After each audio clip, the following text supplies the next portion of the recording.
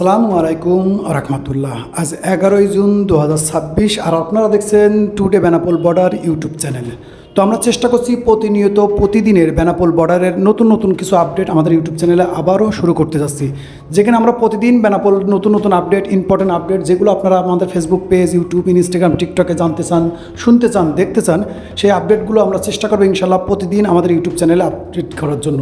তো এখন বর্তমান বেনাপোল অবস্থা কিন্তু আপনারা দেখতে পাচ্ছেন যে যেখানে কিন্তু আমরা একটা সময় লক্ষ্য করতাম এই মর্নিং টাইমে কিংবা সকাল টাইমে, যেখানে 4000, 3000, 2000, 5000 পর্যন্ত পাসপোর্ট প্যাসেঞ্জার আমরা লক্ষ্য করেছি, সেখানে কিন্তু 200-100 লোক দেখাও কিন্তু কঠিন হয়ে গেছে।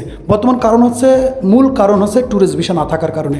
এখন যে অনেকের অনেক রকম প্রশ্ন থাকতে পারে যে এই লোকগুলো কিসের, তো অধিকাংশ আমরা কিন্তু এর আগেও আপডেট দিয়েছি যে বর্তমান কিন্তু শুধুমাত্র বেশিরভাগের medical visa, business visa, student visa এবং আনুষঙ্গিক কিছু ভিসা আছে।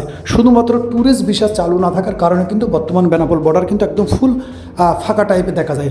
অনেকেই বলে যে ভাই কোন টাইমে আসলে বেনাপোল বর্ডার ফাঁকা থাকে, তাই আমি বলবো সবসময় বেনাপোল বর্ডার কিন্তু ফাঁকা থাকে, কারণ পাসপোর্ট প্যাসেঞ্জারের কিন্তু আনাগোনা খুবই কম। তো বর্তমান কিন্তু শুধুমাত্র ট্যুরিস্ট ভিসা না থাকার কারণেই কিন্তু এই অবস্থা। আর বর্তমানে এখন কিন্তু লক্ষ্য করা যাচ্ছে এবং আমরা লক্ষ্য করতেছি কোনো জরুরি কারণ ছাড়া কেউ কিন্তু ইন্ডিয়াতে যাচ্ছে না। অনেকের কিন্তু মেডিকেল ভিসা আছে, বিজনেস আছে, কিন্তু কোনো কারণ ছাড়া কিন্তু কেউ যাচ্ছে না। আগে কিন্তু আমরা লক্ষ্য করেছি অনেক মানুষ ঘুরতে যাইতো, বিভিন্ন রকম কেনাকাটা যাইতো, কিন্তু এখন কিন্তু আমরা অধিকাংশ যাত্রীগুলো ফলো করি যারা এমার্জেন্সি ট্রিটমেন্ট, বিভিন্ন জরুরি কাজ ছাড়া ইন্ডিয়াতে কিন্তু কাউকে যাওয়া আশা করা দেখা যাচ্ছে না। এবং আসা যাওয়ার বিষয়টা কিন্তু লক্ষ্য করবেন সারাদিনে কিন্তু বর্ডার কিন্তু ফুল ফাঁকা থাকে।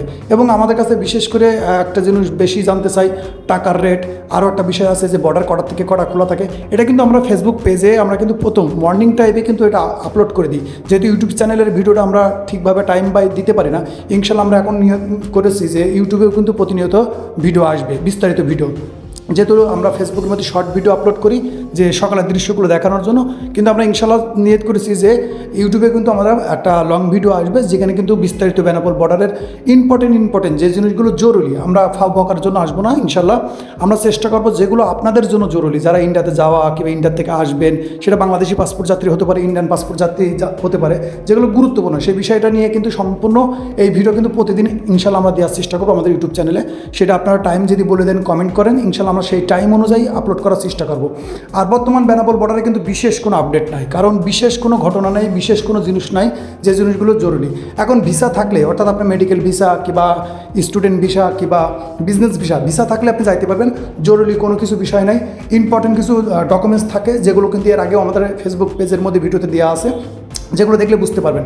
আর বেনাপোল বর্ডার কিন্তু প্রতিদিন কিন্তু সকাল 6:30টায় ওপেন হয়, সন্ধ্যে 6:30টায় অফ হয়। এবং বিশেষ করে বলেন যে টাকার রেটটা কিন্তু আমরা ফেসবুক পেজের মধ্যে ভিডিওর মধ্যে আপলোড করে থাকি। এই হচ্ছে ভিডিও।